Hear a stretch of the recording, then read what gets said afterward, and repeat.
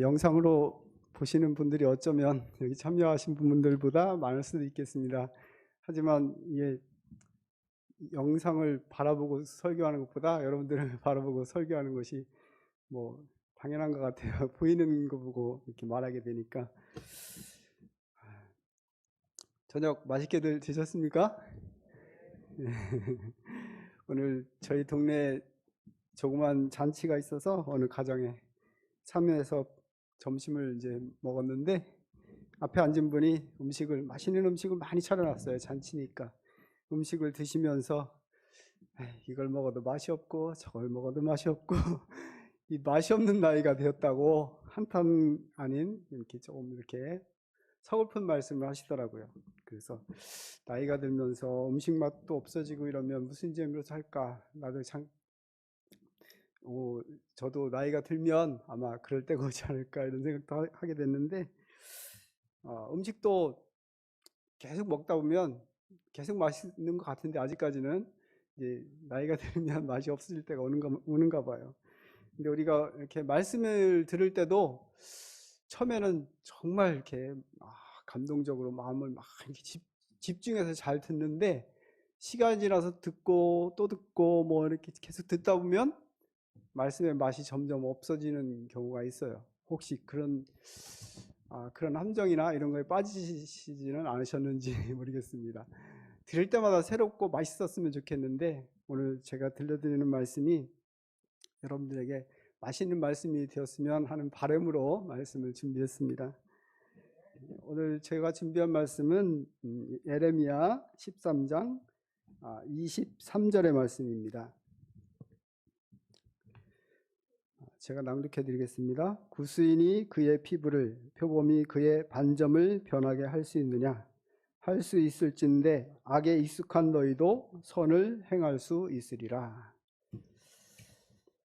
악에 익숙한 너희도 그러는데, 어떻게 보면 제가 뭐 그렇게 크게 잘못했다고 내가 뭐가 이렇게 악한가, 가만히 살펴봐도 별로 악한 것도 없는 것 같은데 그렇게 생각할 수도 있을 거예요. 그렇죠? 이 비유는 유다의 죄가 너무 단단하게 굳어져서 자기 힘으로는 그들의 악한 행습을 변할 수 없게 되었다는 슬픈 사실을 생생하게 인식시켜주는 말씀입니다. 하나님의 능력을 떠나서 죄악을 극복하려는 인간의 어떤 노력도 다 쓸데없다는 사실을 말씀하고 있는 것입니다. 흑인의 피부를 흑인이 스스로 자기가 뭐 백인이 되고 싶다고 백인으로 바꿀 수 없죠. 아무리 문질러도 피부색이 바뀔 수 없습니다. 또 표범이 얼룩반점이, 나는 그동안 계속 이렇게 반점을 달고 다니는데 싫어, 실증나 그래가지고 반점을 막 어떻게 뭐 재주를 부려서 어떻게 해서 바꿀 수 있을까요? 못 바꿔요. 그렇죠? 그것처럼 사람도 바꿀 수 없는 이 악에 익숙한 죄성을 타고 났다고 이렇게 말씀하고 있습니다. 그래서 오늘 제목은 이 악에 익숙한이라는 제목으로 이렇게 말씀을 준비했습니다. 익숙하다라는 말을 생각하면 옛날 생각이 나요. 우리 나이 드신 분들도 그런 경험을 많이 하셨을 텐데, 저희 어렸을 때는 먹을 것이 없어서 종종 내과에 가서 물고기를 많이 잡아먹었어요. 특이하게 뭐 지금처럼 이렇게 다양하게 매점에서 뭐 맛있는 거 팔고 슈퍼 가면 뭐 골고루 먹고 싶은 거 다 있고 그런 때가 아니거든요. 먹는 거는 한정되어 있어요. 그래서 이제 물고기 잡는 것이 좀 너무 재밌어서 그 겨울에, 한겨울에 얼음이 꽁꽁 얼었을 때 냇가에 가가지고 얼음을, 도끼를 가지고 와서 막 깨가지고 물을 돌리고 물을 퍼내죠. 물을 퍼내고 발을 담그고 이제 들어가서, 물이 다 퍼낼 수가 없어요. 계속 물이 새 나오니까 발을 담그고 들어가서 손으로 물고기를 잡는 겁니다. 그런데 처음에 그 얼음을 깨고 한겨울에 들어가면 뭐 누군들 손발이 안 시려운 사람이 있겠어요? 너무 손이 시렵고 너무 발이 시려, 나중에 막 발에 뼈까지 아픈 느낌이 막 나요. 그럼 막 도망쳐 나와가지고 발을 동동 구르고 한참 이렇게 또 준비 운동 하다가 다시 또 들어가고 또 나갔다가 다시 또 들어가고 반복을 해요. 그러다 보면 어느 순간 물속에서 계속 있어도 발이 아프고 뭐 시리고 이런 느낌이 없어져요. 둔해지는 거죠. 너무 익숙해져가지고, 차가운 게 익숙해져서 적응을 한 거죠. 어떻게 보면. 그래서 아픈 것도 모르고 고기 잡는 재미에 빠져서 재미있게 고기를 잡습니다. 근데 그 손에 느껴지는 그 살아있는 것을 잡는 그 느낌, 이런 것들을 재미있게 그렇게 경험했던 옛날 어린 시절의 일들이 생각나는데요. 또 그걸 생각하면서 우리 김순덕 시인인가요? 어머니에 대한 시가 있죠.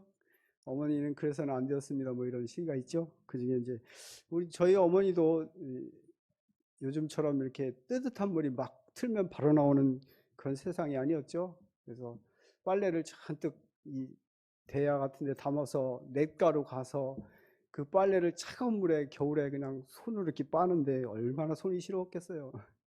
처음에는 계속 그렇게 손이 시렵고 손이 아팠으면 아마 빨래를 못 할 거예요. 그런데 그것도 자꾸 하다 보면 그 아픔도 이겨내고 거기에 적응해서 그런 것들을 잘 이렇게 감당할 수 있었던 거 아닌가, 이런 생각을 하게 됩니다. 그때는 왜 여자들만 빨래를 했는지 모르겠어요. 훨씬 튼튼한 남자들도 있었는데 하여튼 옛날에 여자분들 정말 많은 고생을 하신 것 같아요. 요즘 여자분들은 그래도 많이 편해지셨나요? 그래도 힘드시죠? 아무래도 잡다한 일들을 너무 많이 하시는 것 같아요. 자, 익숙하다 이런 말은 적응하다, 뭐 또는 편안하고 친근하다, 또 감각이 무뎌지다, 뭐 이런 의미로도 이렇게 해석할 수 있고요. 또는 뭐 길들여지다, 이런 의미로도 생각할 수 있습니다. 원래는 그렇지 않았는데 어떤 계기나 반복을 통해 그렇게 되다, 이런 의미로 생각할 수가 있겠습니다. 창세기에는 원래 하나님이 창조한 것에 포함되지 않은 4가지 기원을 언급하고 있습니다. 혹시 뭐 생각해 보신 분도 있겠지만, 첫 번째는 농사꾼에게 해를 주는 가시 많은 식물들, 그렇죠? 우리는 지금 주변에 보면 이렇게 농사를 짓다 보면 뭐 쓸데없는 막 잡초들, 식물들, 막 가시 찔리는 거, 이런 것들이 많아요, 그렇죠? 근데 원래 하나님이 창조하실 때 창조의 계획에는 그게 없었던 것들이에요. 그 다음에 밭의 채소들, 우리가 맛있는 것들을 가꾸어서 먹잖아요, 그렇죠? 이런 채소들도 따로 구분해서 있지 않았던 그런 창조물 중에 하나입니다. 그 다음에 세 번째는 그 밭의 채소들을 경작하는 사람, 그렇죠? 경작해야 하는 그런 인류, 경작해야 할 이유가 없었어요, 처음에는. 그 다음에 네 번째는 우리가 너무 그냥 당연하게 오늘은 날이 흐려가지고 비가 오는구나, 지난주에 계속 비가 와가지고 참 힘들었어요. 비가 다행히 그래도 추수가 거의 끝나서 비가 계속 내려서 그래도 다행이었는데, 그래도 비가 오는 것이 좀 자연스럽게 받아들여지는 세상에 살고 있지 않나. 근데 이 비도 사실은 없었어요. 그런데 이 인류가 범죄한 이후에 나타난 현상들입니다. 비가 오는 것도. 이 세 가지, 그러니까 식물들과 그다음에 가시 많은 것들, 또 이렇게 엉겅퀴들, 뭐 이런 하여튼 방해가 되는 그런 식물들, 그다음에 경작하는 일들, 이런 것들은 타락한 후에 즉시 이르러 온 저주 혹은 심판으로서 도입된 것이고, 그다음에 비는 홍수 때까지는 언급되지 않았지만 그건 역시 저주, 곧 인류의 죄에 대한 심판으로 드러난 것이라는 것입니다. 이 모든 것은 인류의 타락으로 비롯된 것입니다. 이런 현상은 우리에게 익숙해져서 이것이 죄의 흔적이다, 죄의 결과다, 이렇게 생각하는 사람은 거의 없는 것 같아요. 그냥 우리가 살아가는데 그냥 있는 것, 단지 귀찮은 거고 하기 힘든 거고, 이렇게 그냥 자연스럽게 받아들이고 있지 않나, 이렇게 생각이 되어져요. 이 익숙하다는 말은 여러 번 반복하여 손에 익은 또는 친숙한 등으로 이해되는 말로 다양한 인간의 지식과 예술적 재능, 전문적인 기술과 관련된 말이지만, 이 본문에서는 이와 좀 다른 의미로 말씀하고 있습니다. 본문의 말씀은 일정한 상태로 굳어져 변하지 않게 되었다는 그런 말이죠. 일정한 상태로 굳어져서 악에 익숙한, 그래서 너희가 익숙해졌는데 어떻게 너희가 선을 행할 수 있느냐. 그러니까 악에 대한 그런 익숙해진 것이 굳어졌다는 것이에요. 이 굳어졌다는 것을 조금 더 유식한 말로 하면 고착화되었다고 하나요? 그래서 예를 들면 고착화된 습관은 고치기가 몹시 어렵다, 뭐 이런 말도 있고, 한반도의 분단이 고착화되었다, 이런 말도 있죠. 굳어져 버렸다는 의미로 이해되는 그런 말입니다. 본문의 말씀은 좋은 것보다는 나쁘게 굳어졌다는 그런 의미로 말씀하고 있습니다. 이 굳어진 고착화된 습관은 또 꼭 나쁜 것만은 아닌 것도 있어요. 어떤 것은 우리에게 마음의 안정을 줄 수도 있습니다. 굳어진 습관이. 예를 들면 여러분들이 여기 다 앉아있는데 똑같은 옷 입은 분 없으시죠? 혹시 똑같은 옷 입고 오면 뭔가 다음부터 이 옷 입고 안 되겠다 이런 생각하기도 하고 그러시죠? 근데 다 개인의 취향이 있고 옷 입는 스타일이 달라요. 나는 이런 옷을 입어야 마음이 편하고 내 체형에도 맞고 그래서 거기에 익숙해져서 그런 류의 옷을 입어요. 물론 제가 입은 양복 같은 거는 거의 뭐 획일화된 거죠. 양복 입는 분들은 그렇지만 일상복을 입을 때는 거의 입는 스타일이 다 각각 자기에게 편한 옷이 있고 그런 것도 있어요. 그래서 옷 입는 것으로도 이렇게 입어야 내가 마음이 편하고 안정된다 이렇게 생각하게 돼요. 그 다음에 먹는 것도 그렇죠. 먹는 습관이 있어요. 어떤 분은 막 가려서 맛있는 것만 골라 먹고, 어느 분은 다양하게 먹고, 뭐 어느 분은 짜게 먹고, 어느 분은 좀 싱겁게 먹고, 먹는 스타일들이 있어요. 그게 굳어진 거죠. 꼭 짜게 먹는다고 꼭 나쁜 것만은 아닌 것 같아요. 어느 분은 뭐 90 넘을 때까지 늘 짜게 드셨는데도 전혀 병 없이 사는 분도 있고, 예외겠지만, 하여튼 그렇습니다. 하여튼 편한 그런 음식들이 있어요. 그 다음에, 여러분들 여행 많이 해보셨죠? 다들 여행하셨을 거예요. 여행 가면 어때요? 특히 남자보다 여자분들은 밥도 안 해도 되고 그냥 사서 먹으니까 편하게 먹을 수 있고 뒤처리 안 해도 되고 너무 좋아요. 그리고 잠자는 방도 너무 좋아요. 그렇죠? 돈만 조금 내면. 그런데 여행에서 돌아오면 어떻게 해요? 딱 집에 오면 역시 집이 좋다. 집이 뭐가 더 좋아요? 다시 밥 해 먹고 또 그다음에 편안함도 훨씬 없는데 이상하게 집이 좋아요. 그렇죠? 마음이 편하고 이 집에 익숙해져서 그렇게 살면 거기서 살면 못 살까 이렇게 생각할 수 있겠지만 우리 익숙해진다는 것이 이렇게 마음의 안정을 주는 이런 그런 의미도 있습니다. 그 다음에 익숙해지면 또 하나의 의미는 나쁜 것인지 모를 수 있습니다. 익숙해지면 내가 이렇게 하는 것이 이거 나쁘다 이렇게 하지 말아야 되겠다 이런 생각을 하지 못할 수도 있어요.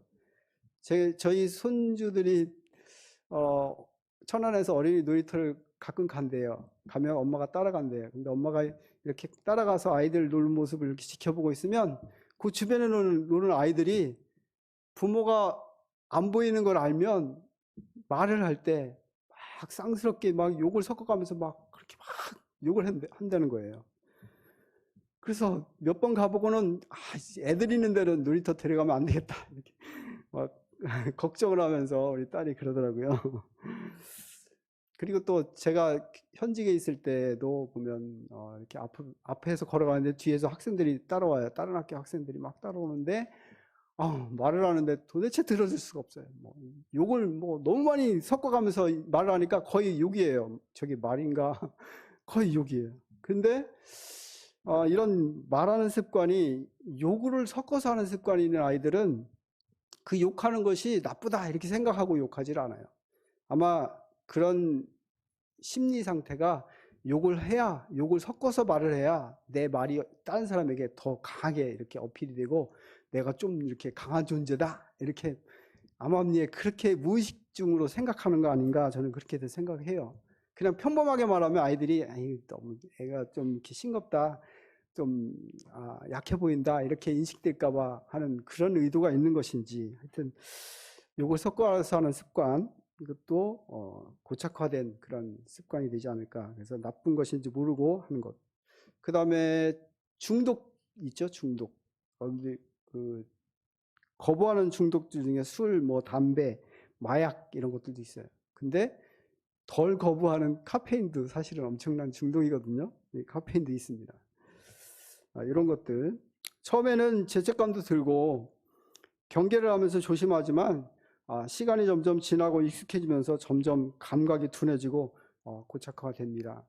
그래서 이렇게 좋지 않은 것을 점점점 자꾸만 반복하다 보면 이건 좋지 않다라고 이렇게 마음에서 거부하는 힘이 점점 약해져서 나중에는 그냥 당연한 것으로 이렇게 받아들이고 그렇게 산다는 것이죠.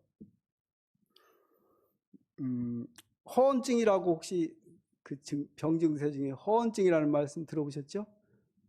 말을 할 때 아까 욕에 대한 말씀도 드렸지만 내가 진실을 말하면 상대방이 잘 안 들어줘요. 그러니까 말을 실제 있는 것을 훨씬 더 과대해가지고 과대 이렇게 포장해가지고 상대방에게 내 말이 확실하게 이렇게 받아들여질 수 있도록 하려는 그런 욕구 때문에 말을 강하게 없는 것도 막 지어내서 막 말하는 거예요. 막 거짓말을 하고 나중에 거짓말인 것인지 탄로날 걸 알면서도 하는 그런 거짓말. 이것도 습관이 되면 이것도 계속 그렇게 버릇이 되면 이렇게 병 증세로까지 발전한다고 합니다. 이와 비슷한 말이 있는데 우리 학생들이 허세라는 말 가끔 말하지. 허세. 우리 어른들은 허세 잘 말 안 쓰는 건데 학생들은 가끔 쓰는 것 같아요. 허세라는 말이 있어요. 실속 없이 겉으로만 드러나 보이는 기세라는 그런 의미인데 남들에게 그 스트레스와 어이없는 웃음을 주는 언행을 뜻한다고 해요. 쓸데없는 말을 한다고 이렇게 말하죠. 척하는 것, 잘하는 척, 또 아는 척 하는 이런 허세, 말로다 실제로는 그렇지 않은데 그런 척 하는 거, 이런 것도 뭐 늘 정직하게 말하고 늘 있는 사실만 말하는 사람에게 허세처럼 이렇게 말을 하라고 하면 못해요. 그렇죠? 마음이 그쪽으로 안 움직여져요. 거짓말을 하라면 못하고 욕 안 해버릇하는 사람에게 욕하라면 욕이 나와요? 정말 너무너무 황당하고 너무 속이 아프고 정말 기가 막힌 상황이 오면 혹시 욕하려나 모르겠지만 어쨌든 욕 안 하는 사람은 욕을 안 해요. 근데 욕하는 습관이 있는 사람은 욕하는 것이 아무렇지도 않아요. 그렇죠? 이런 것들이 이렇게 계속 이렇게 굳어져 버리면 그것이 아무렇지도 않은 것처럼 받아들일 위험이 있다는 것이죠. 그 다음에 세 번째는 보는 것으로도 고착화 이렇게 굳어질 수 있어요. 우리는 보는 것에 대한 것은 별로 요즘에는 뭐 경계를 하거나 보는 것에 대해서 그렇게 많이 이렇게 조심하라는 말을 많이 안 하는 세상인 것 같아요. 특히 우리 어린이들이 즐겨보는 만화들 혹시 같이 보신 적 있나요? 한동안 안 봤었는데 우리 손주들이 있어서 만화를 가끔씩 봐서 이렇게 들여다보면 아주 막 빠져가지고 정신없이 봐요. 만화를 애들이 그 한번 보면. 그런데 우리 신앙하는 사람의 입장에서 그 만화를 같이 바라보고 있으면 저걸 보여줘야 되나 갈등을 많이 겪어요. 그런 것들이 많아요. 거기에는 우리 어린이들이 보는 만화에는 변신하는 거, 뭐 마법, 유령에 관한 거, 뱀파이어, 뭐 그렇죠? 강력한 힘을 발휘하는 이런 만화들. 그 다음에 할로윈 만화 가만히 보면 악마, 마법 이런 거와 관련된 것 같아요. 그런데 악마, 마법 하면 여러분 무슨 생각 나세요? 좀 두렵다? 무섭다? 좀 뭔가 이 평범하지 않은 그런 것으로 생각될 수 있어요. 그렇지? 그렇죠? 그런데 어린이들은 이 만화를 보면서 어떻게 해요? 아주 친근하게 받아들여요. 왜 그러냐면 이 만화들이 정말 유머스럽게 나오고 그다음에 귀엽게도 나오고 흥미롭게도 나오고 아주 친근하고 깜찍하게도 나오고 뭐 멋있게도 나와요. 때로는 이제 공포스럽고 무섭게도 나오기도 해요. 그다음에 이 만화에 나오는 주인공들은 해결 못할 문제가 없는 존재를 이렇게 보여줍니다. 그리고 막강하고 강력한 힘을 소유한 모습으로 이렇게 나타나요.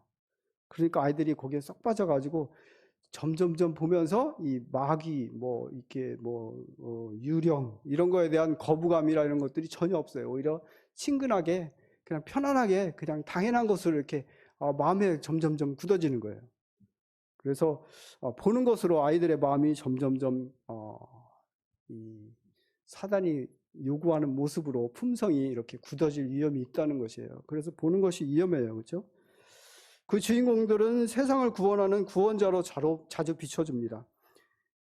어떨 때는 자세히 어른의 입장에서 보면 이 믿는 사람의 입장에서 보면 어느 정도 메시아의 이미지가 존재하는 것처럼 보여요.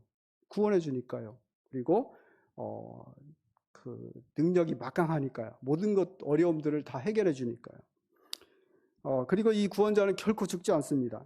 죽을 고비도 잘 넘기고 혹시 죽더라도 다시 부활해요. 만화에 나오는 주인공들은. 그렇죠? 근데 만화만 그런 것이 아니에요. 어른들이 보는 각종 이 판타지라 그러죠. 판타지물들도 다 그래요. 뭐 해리포터 시리즈 이런 것들, 아니면 반지의 제왕 같은 것, 그 위에도 많을 거예요. 제가 잘 몰라요. 게임에도 많죠. 게임도 보면 다 그런 종류들이야. 게임의 주인공은 막 싸우다가 죽어도 다시 또 부활하고 막 뭐 하여튼 제가 게임을 안 해봐서 모르지만 그런 것 같아요. 그 다음에 혹시 나이 많으신 분들 좀비라고 아세요? 좀비? 들어보셨어요? 우리 저기 40, 50대 이하? 이분들은 좀비 그러면 다 알 거예요. 그렇죠? 좀비 모르는 사람은 아마 TV나 뭐 영상물 아예 그냥 끊고 사는 사람이면 몰라도 보는 사람이면 좀비라는 말을 알 거예요. 그렇죠? 좀비가 뭐예요? 시체예요. 죽었어요. 근데 살아서 움직여요. 죽었다가 살아서 움직여요. 날이 껌껌해지거나 어두워지면 막 움직여. 어떤 좀비는 낮에도 움직여요. 막. 아니, 이런 게 존재할 수가 있어요? 그런데 이 좀비 영상물을 너무 좋아하고 너무 잘 봐요. 너무 재미있게 봐요. 보통 우리 젊은 세대나 어른들까지도 그래요. 그렇죠? 그래서 자꾸 바라보니까 아, 저기 사람이 죽었다가도 그렇게 저렇게 살아서 돌아다니고 막 이렇게 하는구나. 야, 이거 성경하고는 너무나 배치되는 이런 사실들입니다. 이런 세상은 이런 영상물들을 그냥 보여줘요. 보여주는데 이 세상에서 보여주는 영상물들 보면 뭐 TV에 나오는 뭐 드라마나 모든 그런 것들도 보면 거기에 보면 전체 관람가 12세 이상, 뭐 18세 이상 이 등급을 써놔요. 그렇죠? 근데 그 등급의 기준이 뭐예요? 얼마나 폭력적이냐, 그렇죠? 얼마나 엽기적이냐, 얼마나 또 잔악함을 보여주느냐. 그 다음에 이제 음란성, 특별히 음란성을 가지고 18세, 뭐 19세 이렇게 하죠, 그렇죠? 그것만 경고하지 이런 신비주의가 뭔지 혹시 아세요? 아실 겁니다. 신비주의, 신령한 존재로 이렇게 나타나는 것. 그 다음에 초능력을 가진 존재로 나타나는 것. 이런 것들을 보여주는 그런 주의, 신비주의라고 해요. 쉽게 말씀드리면. 그 다음에 주술성, 어린이 만화 보면 막 마법을 이어 뜨링뜨링뜨링 하면서 막 변화되고 뭐 이런 제가 다 못 봐서 모르겠지만 이렇게 아주 그 마법 부리는 그 소리가 얼마나 재밌어요. 그러니까 우리 아이들도 요술봉 장난감 사다 주면 요술봉 뜨르르 하면서 뭐 이렇게 막 변신하는 거에 대한 그런 것들 보여줘요. 그렇죠? 술법을 부리는 것 이런 것들이 주술성이에요. 근데 이런 신비주의나 주술성에 대해서 경고하는 영상물은 아예 없어요. 한번 찾아보세요. 혹시 있나? 아, 요거는 신비주의나 주술성이나 이런 것이 있어가지고 몇 세 이상은, 몇 세 이하는 볼 수 없다. 뭐 이런 영상물 있어요? 전혀 없습니다. 세상에서는 이런 것에 대해서는 경고를 하지 않습니다.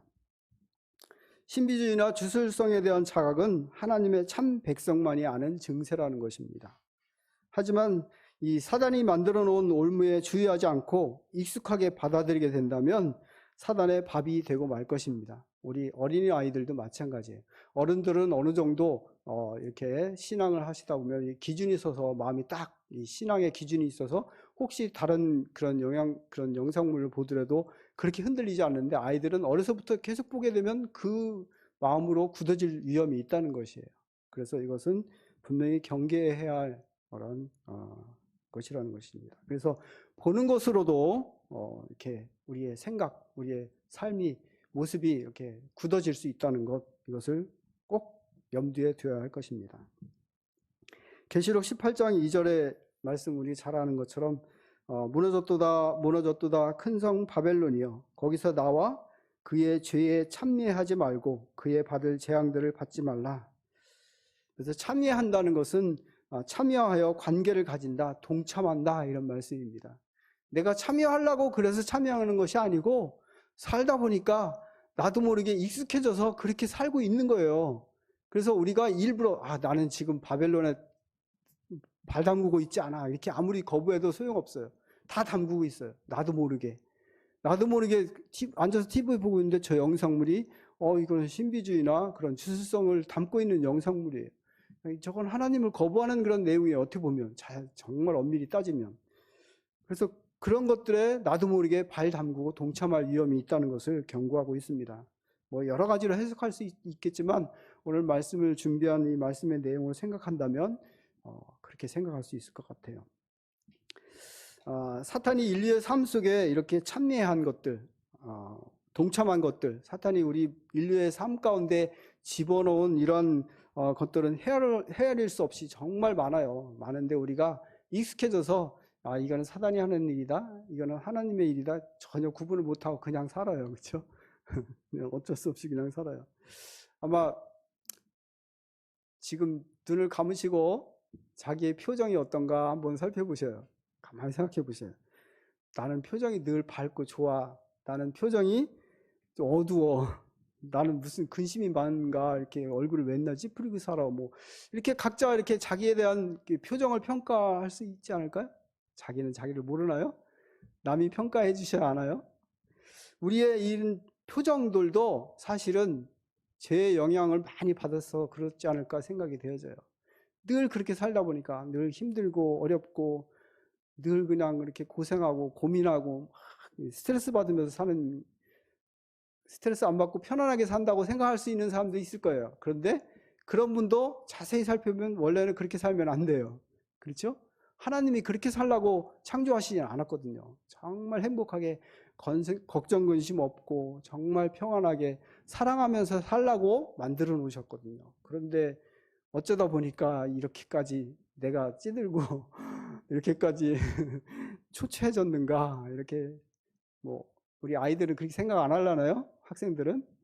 그런데 나도 모르게 그렇게 자꾸 변해가는 나 자신을 발견하게 됩니다. 저도 가끔 오늘은 웃으면서 정말 행복하게 살아야지 마음을 아무리 굳게 결심하고 살다가도 살아본다고 이렇게 결심을 해도 막상 이렇게 생활하다 보면 어느 순간 인상을 찌푸리고 있어요. 이러면 안 되는데. 그래서 인상을 안 쓰려고 노력을 많이 합니다. 뭐 예를 들면 뭐 스포츠 경기를 할 때도, 제가 운동을 여러 가지 좋아하지만 테니스를 이제 자주 하면, 테니스 하다가 막 우리 편이 막 지면, 내가 잘못해서 지면 이상하게 너그러워요. 근데 나 같은 짝이 잘못해서 지면, 에이, 그렇게 지면 짝에 대한 원망의 그 표정이 나도 모르게 이렇게 얼굴로 나타나는, 그렇게 하면 안 되는데 하면서도 나도 모르게 그래요. 그럴 때마다 이러면 안 돼 하고 이렇게 자꾸 돌이키고 이렇게 조심을 하곤 합니다.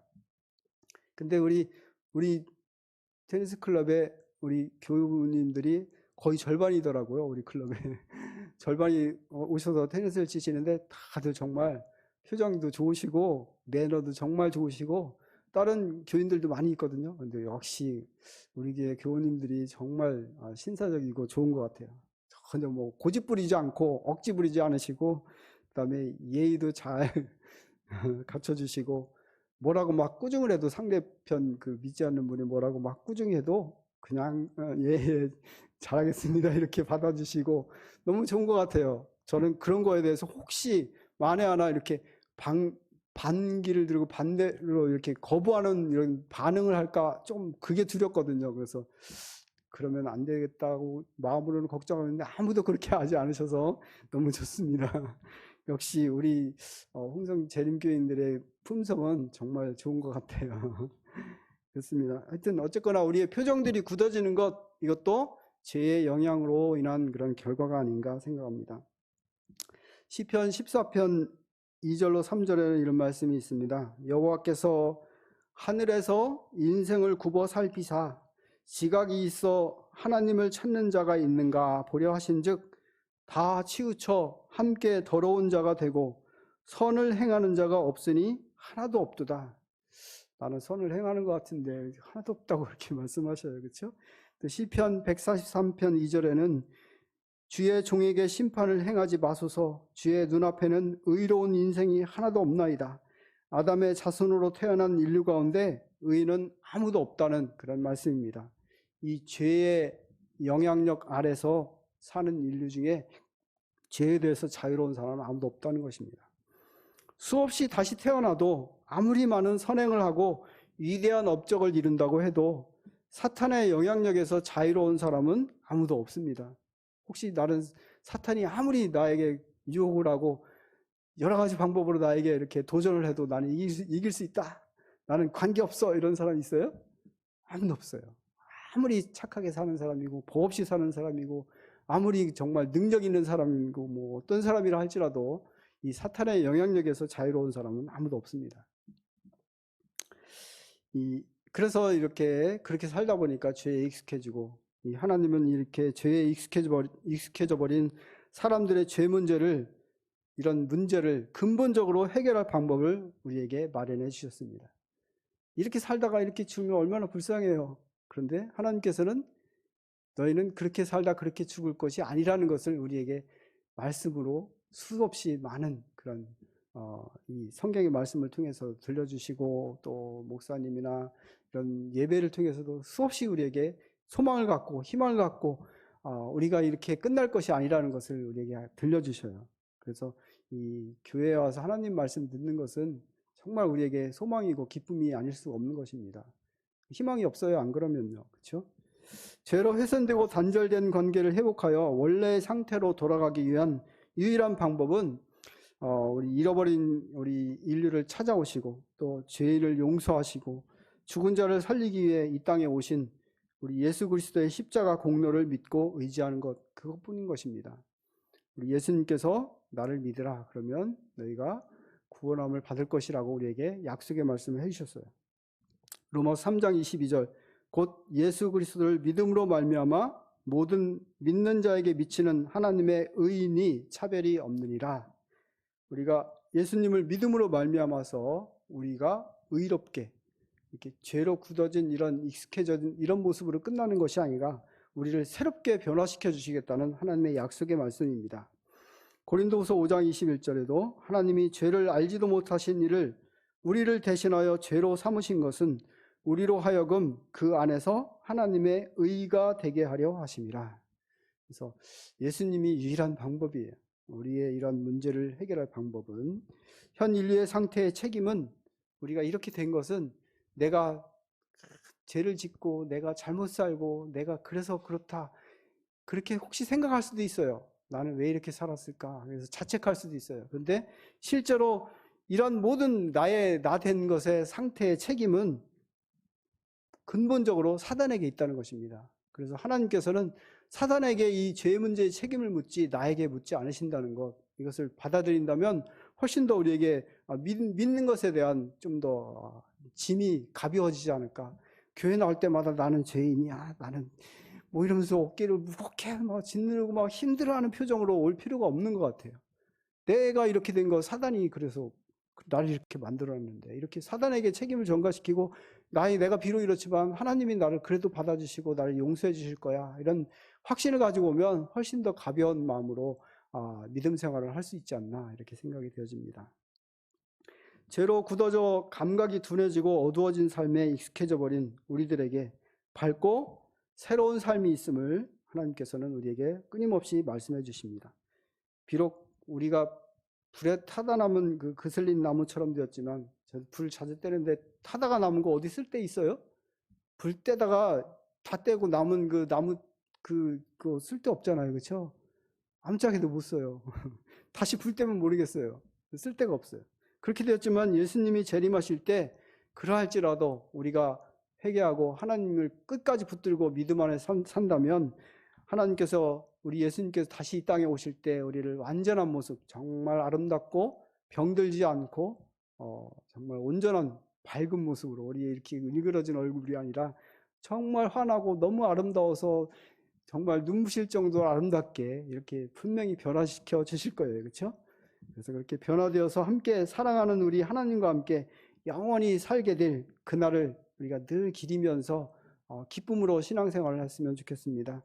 그래서 우리의 익숙해진 것에 너무 힘들어하지 마시고 우리에게 새로운 소망을 주시는 하나님을 바라보면서 소망 가운데 기쁨의 삶을 사시는 저와 여러분이 되길 바라면서 말씀 마치겠습니다.